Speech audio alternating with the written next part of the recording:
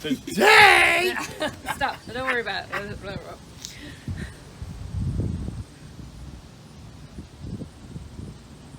What? I'd say, are you acting goofy or what? Yeah.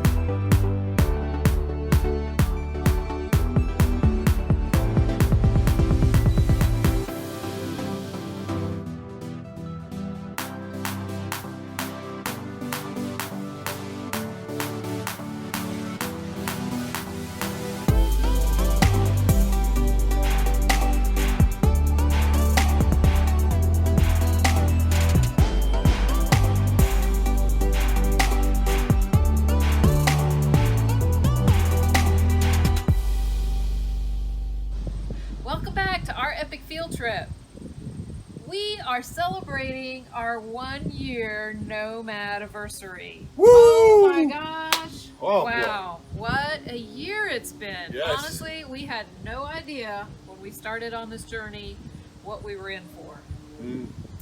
There have been some highs and some lows.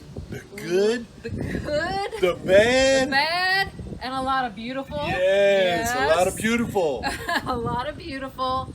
And, you know, we decided to just kind of sit back, reflect on the past year, and come up with some things that we wanted to share with you guys. Just some general observations, and we brainstormed what were the big takeaways over the last year. So why don't we start with... Our favorite type of camping. Yes. Yeah, definitely. right over here. So... Boondocking. Boondocking. In the wide open Yeah. spaces. Definitely. Oh my goodness. So we had never, okay, let's be real. We had never even camped before. No. So it took us a while to get the courage up, I guess, to go out and do our first boondocking, which we did at the end of December, middle of December, probably about 4 or 5 months into our full-time RV life.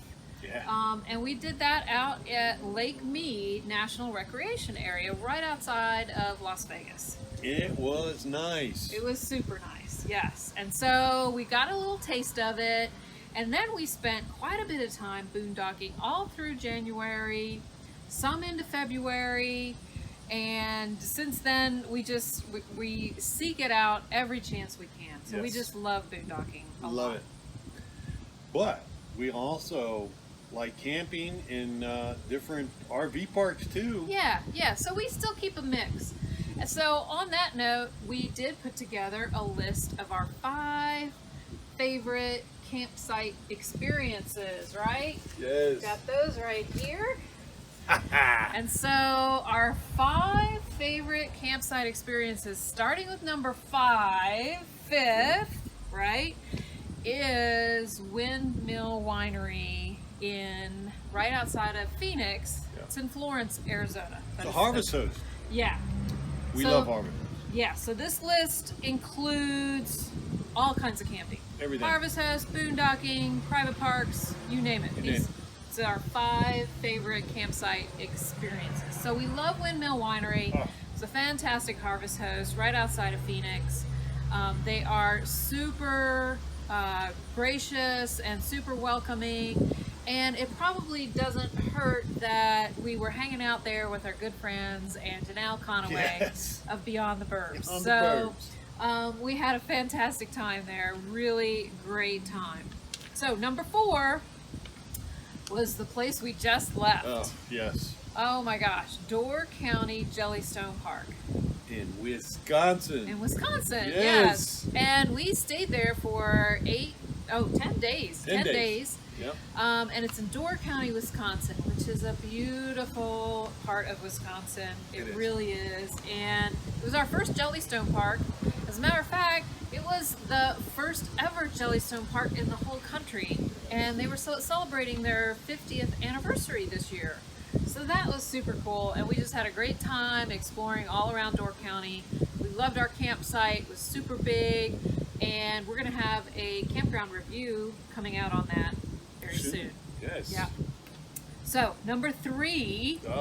Duckett Mill, my Duckett favorite. Mill, no, Corps of Engineer Corps of Park, Engineer right? Park. So Corps of Engineer Parks in general are fantastic. Duckett Mill is on Lake Lanier. Yes, Right? Lake Lanier, very nice lake. Mm-hmm. And the spots are, they're very big, right on the lake, big rig friendly. Oh, it's only water and electric, but they got a nice couple of dump stations, no problem. I have to tell you, the views. Oh my gosh. Woo! The views. We do have a campground review out on Yeah. that one. Check that out. The views were fantastic, and in our blog post on that particular campground, we have a list of all the campsites in that campground that have fantastic views. So check that out as well. Amazing. Yes. Okay. All right, number 2. Ooh, Empire Ranch. Oh, yes, amazing. That's outside of Tucson, Mhm. Arizona. Yeah. And it is just so hard to describe the vistas that you see from this location. Huh.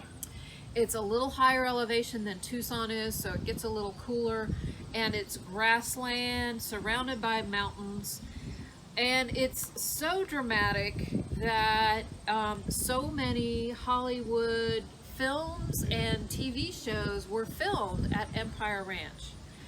I think we were out there the better part of a week, Yep. and in February, and it was just wonderful. Amazing. Loved Yeah. every minute of it. It's absolutely beautiful. Mhm. Number 1 on our list. What could it be? Colorado. I'm Yes. thinking Colorado. Yes, absolutely. Woo! So County Road, I think it was 272. Brown Creek. Yeah, the Brown Creek leg of that County Road. It is just okay. So we're a sucker for Colorado anyway, right? Love Colorado.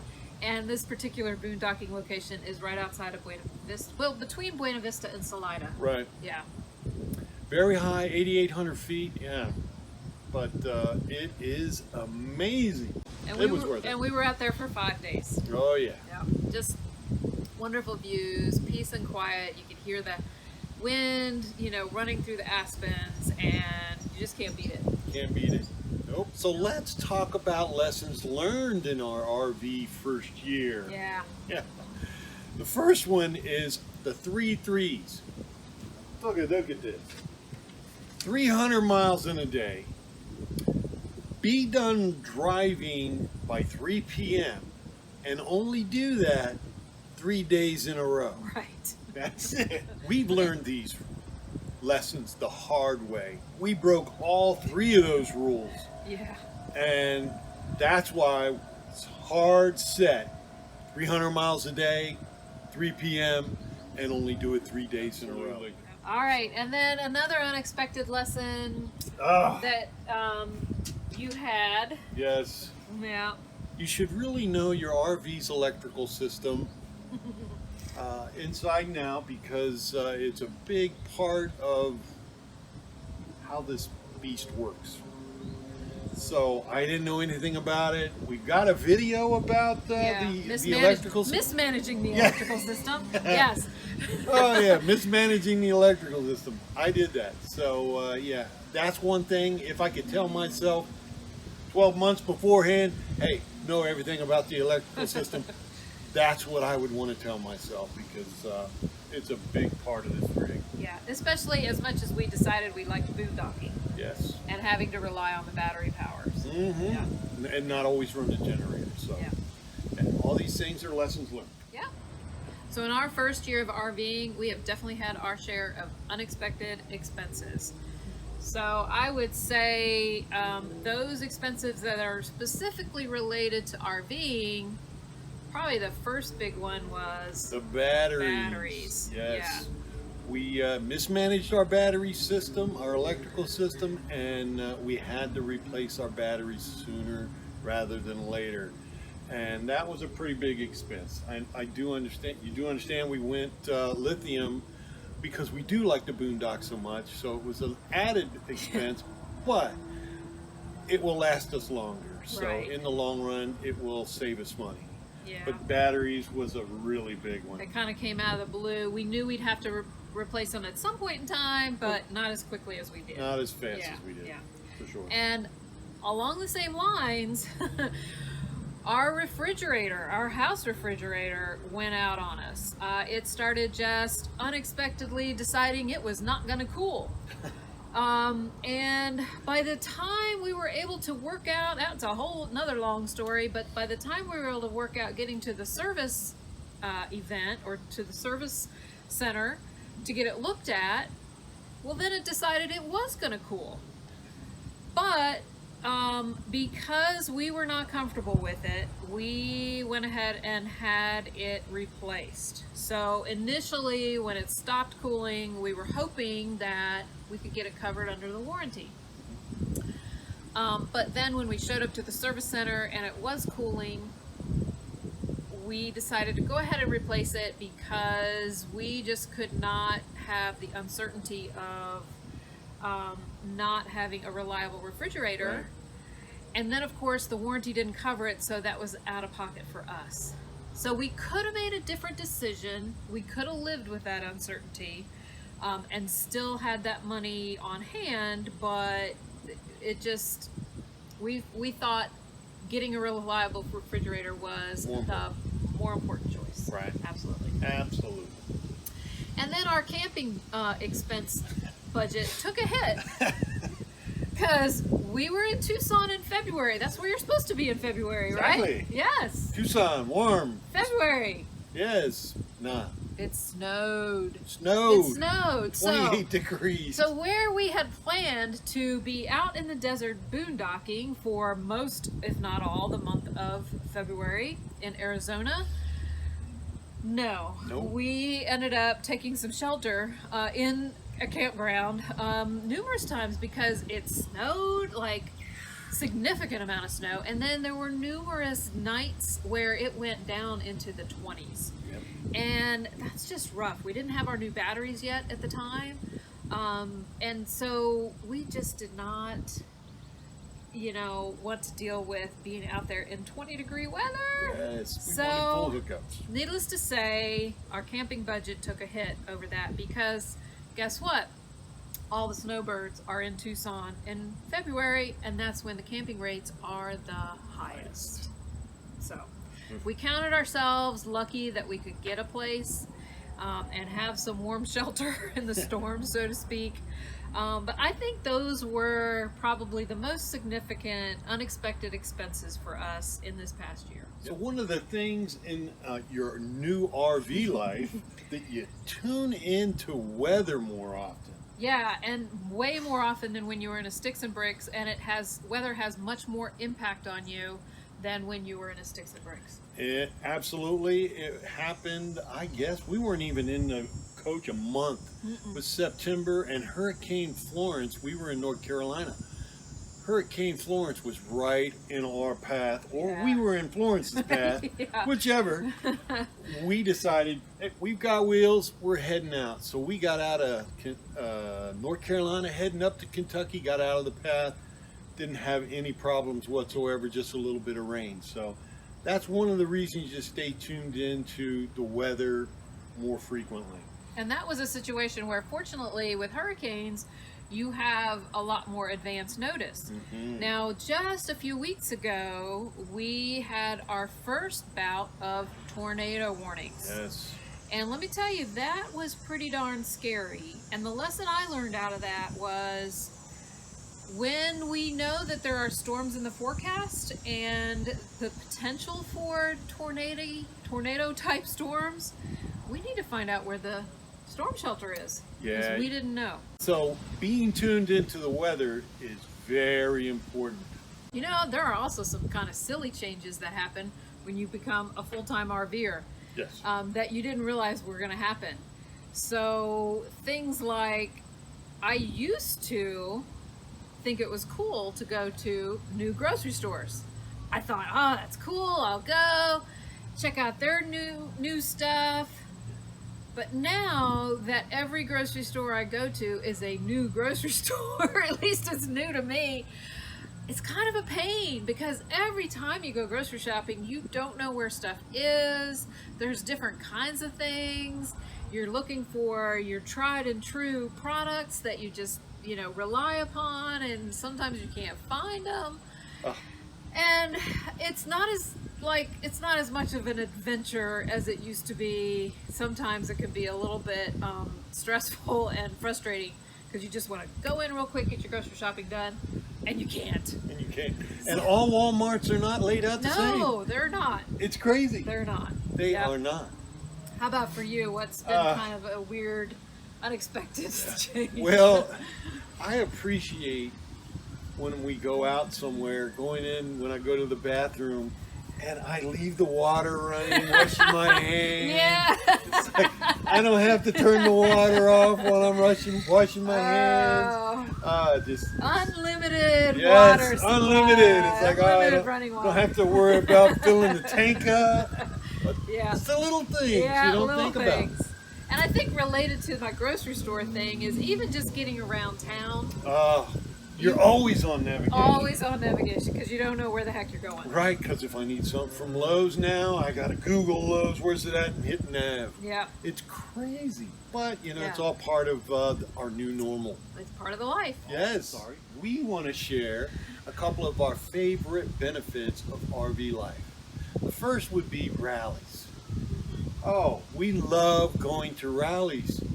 Our very first one was Nomad Fest in Wellington, Texas, and we met some of our best nomad friends there. And got so many like-minded people there. You meet so many new friends, and now the rallies that you decide to go to, they're on the map, they're on the calendar. Now everybody, all your friends are gonna meet Yeah. there, and you get to meet up with them again and talk about what you've gone through so far between rallies. It is amazing, and it's one of my favorite things to do. And it was unexpected for me. I did not realize rallies would have as much impact as they have had on our life. The friendships we made at that first rally have truly been lifesavers this past year. They really have. Yeah. Another cool benefit of full-time RV life is the ability to slow down your travel. So we've traveled a lot even before RV life. Matter of fact, that's one of the reasons we kind of got into this, is because we do love traveling so much. But before, you're always like trying to cram so much into 1 week at a particular location. And now we can really slow it down and take in more of the local features and the local vibe, and we really appreciate that. I love that. I do too. Yeah. So that's pretty much the highs, the lows, the good, The bad, the bad, and the the beautiful over our first year. Now, if you have some questions about anything that we didn't cover or more details on what we did cover, put those in the comments below. So after this first year, we finally feel like we're starting to hit our stride. Yes. Yeah, boy, it was a lot of adjusting to do that first year, but we feel like we're hitting our stride now, and there's so much more to do and see.